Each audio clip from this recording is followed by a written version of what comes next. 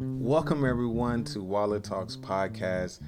I am here with my wife, Tiffany Alexander. I am your host, Jason Alexander, and we are financial educators where we're trying to make money simple for you so that you can reach your financial goals. Today, we're going to talk about how to save for that rainy day, because it's coming. It's coming. Hey, don't get it twisted like that song, It Doesn't Rain in Southern California. It's going to rain everywhere. Everyone's going to experience some rain. So we're going to talk about how to get started, why it's important, what to make it a priority, and some other things about rules and engagement, and just getting started. But first, we're going to talk about our history on how we were taught about saving. So Tiffany, what was your household like? And, to try to be as discreet as possible. Well, my parents, just in general, as a kid, I don't remember learning so much about finances and about savings and things of that sort. But as I was a young adult, I definitely can still hear my dad, because he still tells me this stuff about how important it is to, quote unquote, as he says, save your money. No, you gotta have some base in that. You better save your money. That's not how he says it. He says, save your money. It's your, not your. Oh. Anyways, so he still reinforces that to this day. My mom doesn't really speak about that much, but I know that she saves. I know that my dad saves. That is just something that they have made a practice of. And so from that, I have an example of how I was taught to save, but it was more so from my remembrance of it being more my young adult and now. So were you really taught how to save, or were you just told to save? I don't think I was taught how to save. Okay, because it sounds like you were just told, save your money. Yes. That's it. And again, we don't always remember everything we're taught, right? So it's very possible they had conversations and it went in one ear and out the other. Like, we've heard of people always talk about that. Like, where they hear their parents and they're like, all I hear is jibber jabber. So it's very possible that it happened, but I just don't remember. But I know in more recent times, I know that they save. But in terms of teaching, I don't recall that. So that's interesting, because I don't recall my mother or father telling me to save, but my mom for sure sat me down and showed me how to save or to structure my bills so that not everything is going out the door at the same time. Okay. So what I mean by that is, like, she told me through her example when on Sunday morning she would sit at the table and have all her bills, and she would go through her bills and things like that. So that taught me, like, okay, this is a routine that you need to have. But also on the flip side, when I got my first car, she told me how to structure my car payment to save on. It wasn't like to save money, but it was to save from having those overdraft fees. Okay. It's because I had too much coming out of one check. She was like, hey, just make your payments over these next two checks. And I was like, oh, she structured it, and she pulled out a calendar and showed me how to do that. And I was like, oh, okay, cool. I guess, too, she allowed me to spend my own money as a child. When I got a lump sum from birthdays or I hate to say, like, child support or whatever, she allowed me to go to the store and say, hey, you're going to spend your own money. So I remember one time I was really amped. I was probably like 12, 13 years old. I got this big lump of money, about like $200, $300. And I was like, yo, I always been wanting to get the Nikes or the Jordans and stuff like that. Mm-hmm. And so she was like, go ahead, it's your money, spend it. And I was like, all right, cool. But when I got to that store and I saw those prices, I said, wait a minute. So am I going to use all my $200 on that one shoe when I can get over here 2 shoes for $80 and I'll have $120? That's what I went with. Because also my mom would do whenever we went to, like, the factory outlet. She would be like, oh, no, we got 2 for 1 over here. Let's do this. And so at first I hated the fact that we would get, like, low brand stuff. But when it came time for me to actually spend, And to save, I fell into what I saw. I think I know I've had similar experiences with that. And my parents, especially my dad, was not going to be paying for the Nikes and things of that sort. Doesn't mean we didn't have them, but we definitely weren't getting them on rotation or getting them often at all. Yeah. But it definitely is a different experience when you have your own money. So I've had experiences where I don't necessarily want to spend what my parents would have spent if I had my own money. So it does change the way that you kind of spend money. Yeah. So in this episode, folks, we're going to talk about not just our experience, but also have a conversation on what we've learned over the last 5 years of being financial educators on this whole thing about saving. Because there's a couple myths that I want you to talk about too, Tiff, about that you really hone in when we talk to our clients, the difference between savings and emergency fund or saving and investing. So we're going to go through those things and land the plane at how to get started. But before we get started, I want to say this. Over our 5 years of financial educating, we have seen phases of financial health. So majority of people who are 9-to-5ers are making a living, but they feel still insecure. Mm-hmm. And then through our debt freedom journey, we found and experienced what we now call financial security. Okay. And now we're striving to get to a place of financial independence. Okay. So let me break that down before we get into savings, because I think it's going to tie into why you need to save, like why it's important.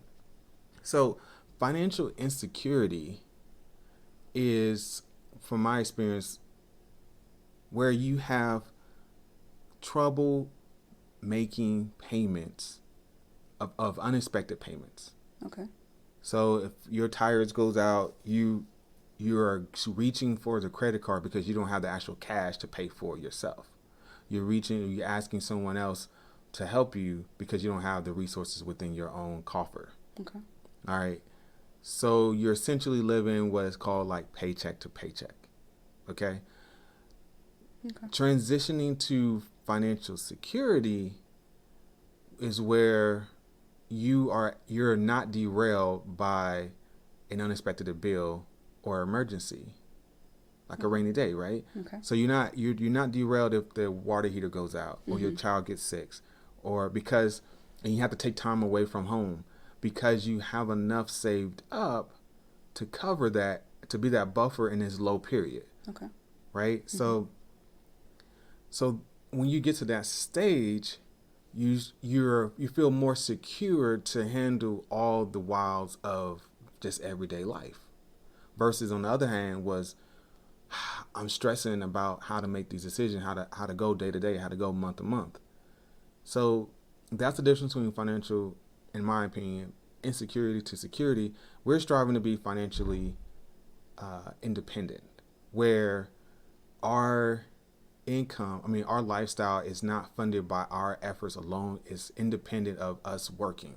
Mm-hmm. Right? We have a goal, and I said it before on multiple podcasts, we have a goal to have passive income that covers our lifestyle, mm-hmm. so that we have our time freed up. Mm-hmm. And some people call that financial freedom. But the bridge from one place to another is the accumulation of your savings account. So let's get into, that's a little bit of why it's important, but let's get into how to do it, when's a good time to start, things like that. A good time to start is now. Let's face it, outside of, us dealing with inflation and job loss and things of that sort, life happens every day.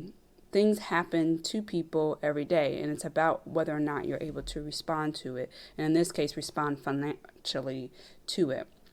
And with the tax season coming upon us, that is a great opportunity to start thinking about if you are going to get a refund, what that money could be used towards. And an emergency fund is a great option to do that with. So in terms of just how to make it a priority, how to be motivated, the one thing we strongly encourage is thinking about your why. So like for us, we don't want to skip a beat, right? We want to be able to continue our lifestyle, and that's why we build up for an emergency fund. And we want to continue to be able to accomplish some of our financial goals, right? Yeah. But we sit down and talk about our why. How often do we talk about our why? It seems like every budget meeting, which is every month. That's we're true. we're always thinking about what we want to do next and how we can do it. Yeah, we go back to the foundation, and then we transition from there. Yeah. Yeah. And a lot of times we don't want to think about the negative, but we need to think about the worst that can happen financially and prepare for it instead of being caught off guard.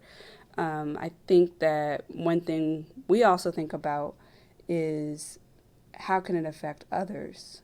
And others may just be me and you in this case, but if you have a family, for instance, or you have other people that depend on you, or you have different charities and things of that sort that you contribute to, something like a financial setback could keep you from being able to accomplish those particular goals and do those things that you want to do for your family and others. It goes a little bit into giving, right? It does. Okay. I was just making sure. Yeah. Just clarifying it. Like, it's a little into giving, but you can give to these charitable organizations or to your family members because you have that buffer. Yes. So basically, if you say that you had job loss, for instance, but you had an emergency fund that could absorb your everyday expenses, you may still have money in your budget to cover things that you still care about, which is giving, for instance. And with job loss, if you get unemployment, you may still get a check. You will probably get a check. And that amount that you get, for instance, that could be used towards some things that you care about, and then use your emergency fund for things that are more important. And that kind of goes into what we talk about, which is rules of engagement. So we talk about saying, what do I want to use this emergency fund for? For us, it's, our bare necessities, right? Yeah. It's housing, food, transportation, and transportation, like as it relates to going to and from the house and any possible oil repairs or things of that sort. Car maintenance, exactly. But before you go on, I want to ask this question. How would you answer someone who says, I'm trusting the Lord for any circumstances that come up? I'm trusting the Lord. There's also wisdom. There's wisdom, and I'm reminded of a Bible story that you know about, right? Go ahead. About the talents. Go ahead. And basically, like, not squandering your talents and not squandering your money and making sure that you are being financially responsible. And so God gives us money to be able to not only take care of ourselves, but to take care of other people as needed. And you want to make sure that you are definitely thinking about your own security. Yeah. So God wants you to be responsible with the talents that He gives you. Now, I know there's like a scripture that talks about He looks to see if you're faithful with little, that you'll be. If you're faithful over little, there's a proverb saying, like, I think it's a proverb scripture, but if you're faithful over little, you'll be faithful over much. So there's a element of stewardship or management skills that we all have to acquire so that we can handle more. We have to show that we have the capacity to handle what we already have and be stable and sufficient. So that includes having that savings for those rainy days and things of that nature. So that's like another reason why it's important to save so that you can have it. But also from a faith perspective, I think, like you said, God is looking for us to optimize what He's given us. He gives us the ability to get the job. So 10% goes to Him and 90% He wants us to optimize that. Now that 90%, we have to optimize it to the point of what are we going to what are we going to plan for? And that's what it really comes down to, planning. Yes. Planning ahead so that when a rainy day does come, it doesn't derail you. Yeah. And I think that's what we're going to get into. And I love your idea when you said the rainy, not the rainy day, but the rules of engagement. And when you say rules of engagement, is that engaging into the savings account that you built up, or like what is it? Rules of engagement is basically you saying to yourself and writing down and posting up on your wall if you have to that this is only what I'm going to use this emergency fund for. For us, it's housing, food, and transportation. Yeah. So I'm not going to touch it. At a minimum. Like, I don't even know what the number is yet, but whatever the number comes to, I'm not going to touch it unless it meets one of these things. It's kind of like are you talking about, it's like kind of like a break in case of emergency, like the glass? Yeah, a similar mental example. Okay. Yeah. Okay.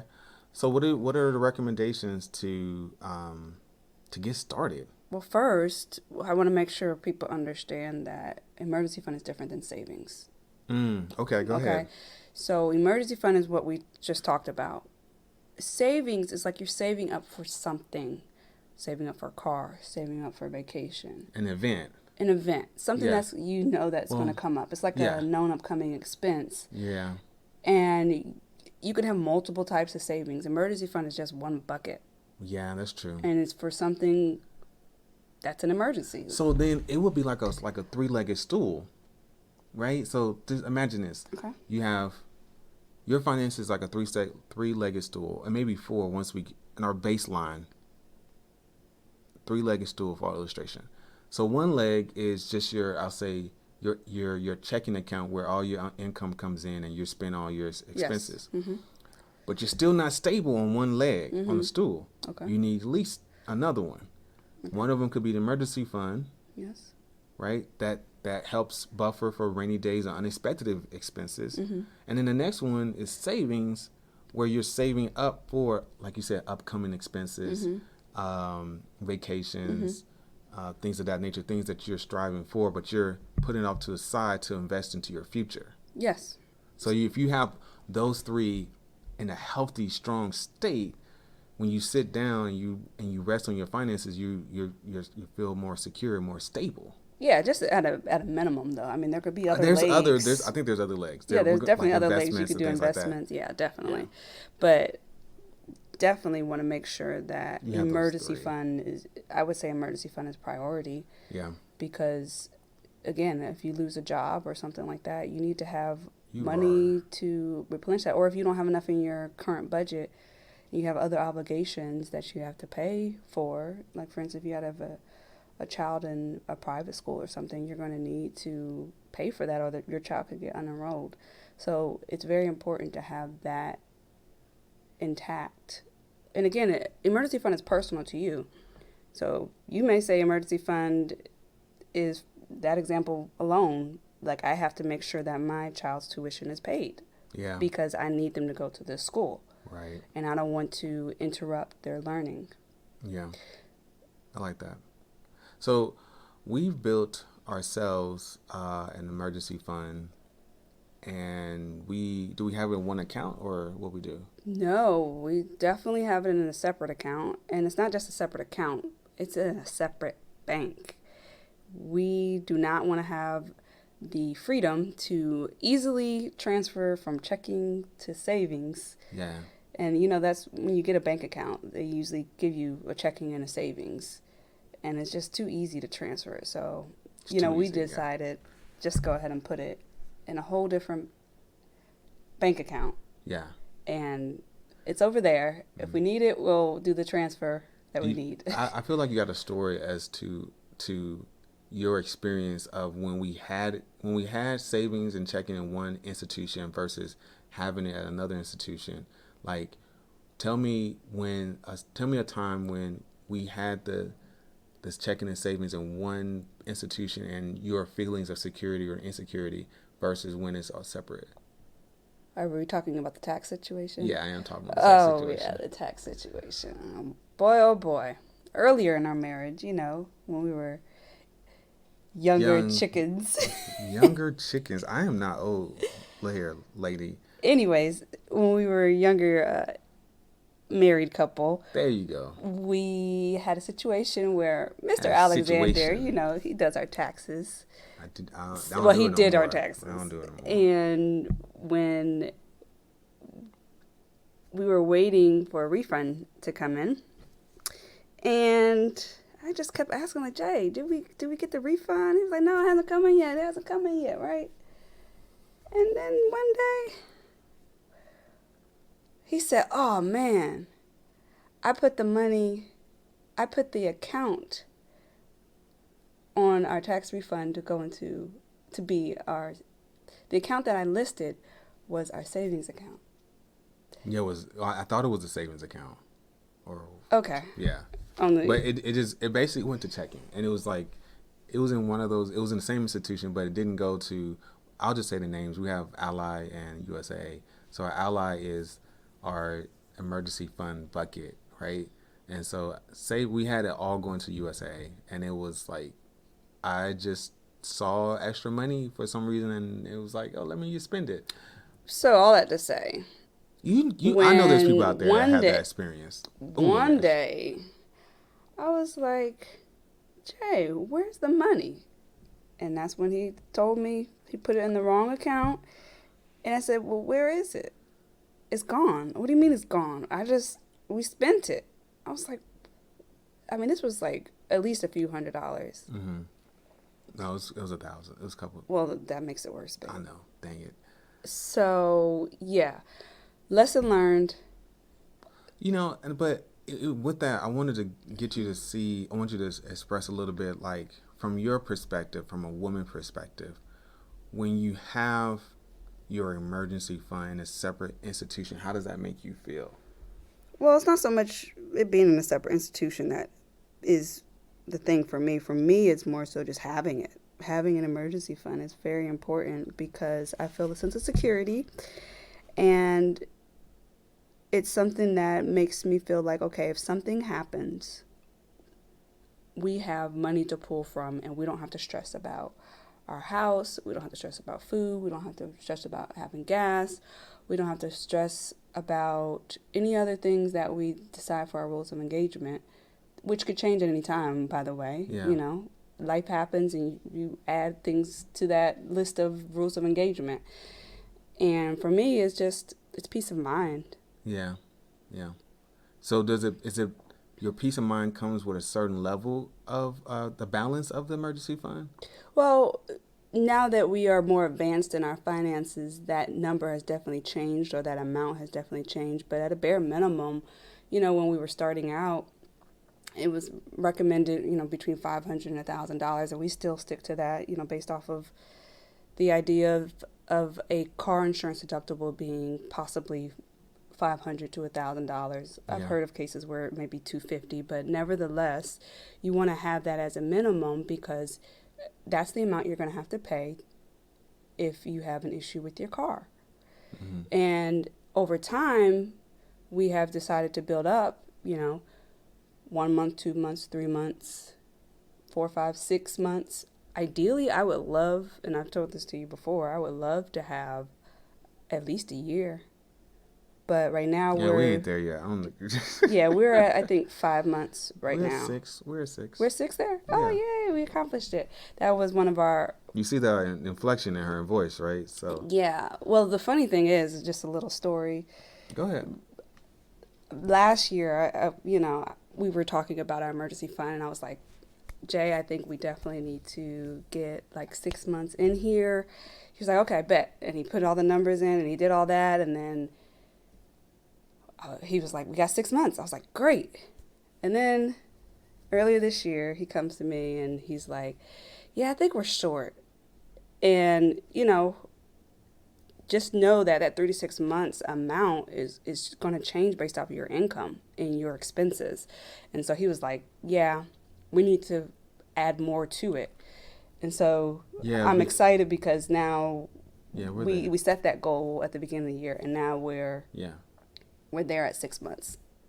And I'm excited about that because I feel good. I still want to get to a year, but we have some other financial goals that we need to take care of right now. I want to say I'm confessing to the people. when you say, are we there? Yes, we are on track. Don't play with me, Dave. No, we got like a couple more monthly payments, maybe two more distributions. Two more distributions, but that's like a month. Yeah, something like that. We have like a month, so we have 5 months. Yeah, well, when we do our budget meeting at the end of the month, I'll give you solid numbers. And he knows I check. He may be an auditor by day, but I am an auditor by day and night. And you are the auditor for the Alexander family. Yes, so I will be checking. So we're talking about saving, and it's probably like becoming like, oh yeah, I know I need to save, but it's so challenging. What would you say to that? Like, what have in your experience helped people to get over that initial like challenge to save? Like, I don't have enough money to save, or I don't even know where to start. Well, I think it's important to set a goal. For instance, if you say you want to have $1,000 by the end of the year, right? But with that goal, you want to break it down into manageable steps. You don't think about this big number, say, oh my gosh, how am I going to save $1,000? You know that that's your goal, but you break it down into bite-sized pieces. And you make sure that you look at, how often you get paid, how often you get any type of income or money. And then you set a plan for how much money you will need to save on a weekly, bi-weekly, monthly, quarterly basis, however it goes. And then you execute that plan. But at the end of the day, it all starts with $1, right? And making it a priority in your budget. So before you even list all your expenses, set a goal amount for that month. It doesn't mean that you have to, when you set this plan, I know I talked about deciding how much you want in your emergency fund and then breaking down to bite-sized pieces. 1 month you may be able to do 100, another month you may only be able to do 25. That's fine, but make it a priority so that you are making sure that that goal is being accomplished in the time frame that you have. If you have setbacks, just jump back on the bandwagon, but make it a priority. Yeah, and when you make it a priority, that helps you to execute, right? Going back to the goal setting, like when you have a goal of 1,000, make it meaningful. Like tie it to something, like she said, your why. Because that's why we advise most of our clients, we advise them to have a baby emergency fund. Baby emergency fund is $500 to $1,000 because, like you said before, the car insurance deductible. The car is probably your most valuable asset that you have, the most valuable product that you have, because it gets you to your job where you earn an income, which you use that income to spend for your living expenses. So if that car goes down, it's like a single point of failure. If that car goes down, you are what they call SOL. Yes. That rainy day has come. Or you have to use public transportation or depend on other people for a ride. Yeah, but some people might be bougie. They don't want to do public transportation. Oh, yeah, we definitely come across. Yes, Anyway, but if you got to get down to it, do the transportation, right? But you get to see what I'm saying. I'm trying to show, like, you're counting the cost of something because you know what you're trying to tag it to, right? I know this is my goal because it helps me ensure that I get to work if my car breaks down. Yeah. That's the goal. And you having a goal, the dollar amount, but you also have your purpose and your why attached to it in one long statement, so that when you go back to reflect on it, you need motivation. You can see it all. Yeah. So with that, they got no money. We got no money. How do we get started? Like, how do you and I get started first to building up our emergency fund? You give me this look like you don't remember. I remember. Okay. I remember. So I think one of the things when we were trying to get debt free, we already had some savings. So we put all that savings away. We had more than $1,000. Our goal was $1,000 because we was following Dave Ramsey. So we had probably like 10,000 or something like that, and we spent $9,000 on our debts. And then something happened where we needed an emergency. I think it was the car. I think the car needed new tires, so we used the emergency fund. And so now it was like $400, $500. So we're like half. We had to build it back up. And so we're starting over from scratch. And one of the things that I know we did was to get started was we started looking at what can we reduce? What expenses can we reduce to gain some extra freed up cash to go towards emergency fund? Yeah. Right? So that was all the way down to cutting the cable cord, our grocery list, and trust me, that was hard for Tiffany because she's a foodie. Well, I wasn't necessarily a foodie at that point. Early in our marriage, I was. So you only I was just learning. Like, I'll be honest. Like, when I got married, I was lost in the grocery store. Like, I would spend hours in the grocery store because I didn't know where things were. And it doesn't mean I didn't grocery shop before, but I wasn't responsible for my meals. I lived with my parents and my mom cooked. I still had younger sisters in that house. So my mom cooked, and I didn't have to cook. I really didn't want to cook either, but I cooked lightly. But in terms of the grocery store, like the whole layout of things, yeah, I was lost. So you're telling me that your foodieism has been derived from deprivation from the in our debt-free journey? Like you're like, ooh, now I can have all these options. Let me just go. I think I just started to try different foods and realized that a lot of food is good, and my palate just grew. Yeah. Okay. From chicken tenders and French fries and pizza that I still eat, by the way. To now shrimp and all this other stuff. Shrimp and curry and Thai. That's curry. That's curry. Oh, I didn't know. Okay. Or I guess Jamaican curry is an option too. But yeah, it's definitely expanded. My palate has expanded, and as a result, my budget for food has also expanded too. You hear that, y'all? Yeah, my husband doesn't like that, but he benefits off of it because he sure likes it too. Yes. Let's get back to it. So ways you can save, like I said, reduce expenses. If you can work extra hours, do it knowing that it's going to be a temporary time. Like right now, I took on a second job because I know we're trying to get somewhere in our finances, and I know it's only temporary. It's rough. It is rough. But it's only going to be for a short period of time. Yeah. So I can put in that sacrifice because that's one of the things, two things that's going to keep you on track when you set your goals is consistency. You have to be consistent no matter what your number is.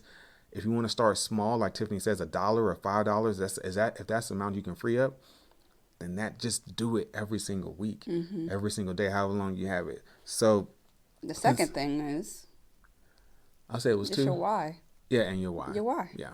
I do want to also say some other ideas we have listed here. If you get your birthday's coming around, use that money. Yeah, holiday money, money from others. Random giving people, lump sums, bonuses, reimbursements. Tax refunds. It's all about seeing that opportunity. Money, seeing the opportunity seeing it as an opportunity to save versus an opportunity to spend. Yeah. I'll say that one more time. Seeing it as an opportunity to save versus an opportunity to spend. Yeah. And once we have that switch, you'll get on the path to financial security much, much more quicker. Yeah. And also remember, you can sell items to people online, garage sales. We did that. A lot of things that we don't need, myself included. I'm looking at boxes in my living room that are full of things that I'm like, I don't need it. She could sell. I could sell it, but at this point, I'm just going to give it to somebody else to sell. And they can have fun with it because I'm tired of it. So consider the minimalist lifestyle. I have at least a couple people that I know do that, and I'm pretty sure they save some good money as a result. That's a good tip, Tiff. Consider the minimalist approach. Just think about it this way. You have multiple options to get there. So with that, I want to just recap. Listen. When you're trying to save, look for opportunities to save versus opportunities to spend. Look around your house to sell and sell items or things like that. Set a goal and have your why attached to it. And once you set that goal and you break it down to like what you're gonna do per check, be consistent with it. Yeah. Be consistent with it. And if you use it, build it back up, right? Build it back up. Yes. It's okay to use. It is. Oh my gosh. We had so many clients that were like, I had to use my emergency fund for my car. I was like, yay, great. And it was like, but I'm sad. I gotta, like build it back up. I was like, that's part of the process. Yeah. That's part of the lifestyle. You should relish in the fact that you were able to have that umbrella to cover you. Yes. And now you need to put the umbrella away and fix it up and get back to where you need to go. Exactly. It should take you even shorter because now you've been through it once. You exercise that muscle. You exercise the muscle, so it's not going to take you that long. Yeah. Right?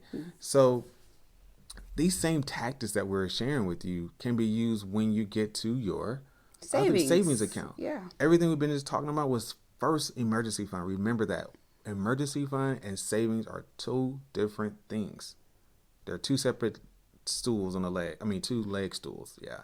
So, but when you get into the realm of saving for vacations or holidays and shopping, like we are going to take on a cruise, we use some of these tactics to save. Like I took on an extra job to get extra money so we could take on our milestone anniversary cruise. Yeah, and one of those reasons why we had to do that is because at one point someone took away. Well, you don't have to get into all that. You don't have to get into all that. Someone took away my vacation money, so we had a bucket for vacation, and it was just growing. But was it for a good reason? I guess so. We got a house, but and that's another thing. Like you may be saving for something, and then you're just like your priorities change. Your priorities change, and thank God we got it right.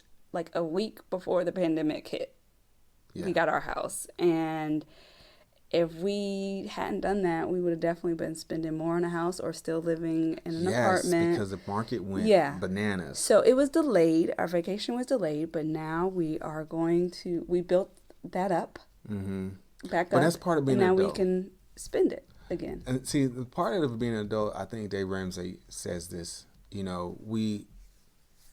can tell someone is acting mature or immature if they cannot handle delayed gratification. That's a good one.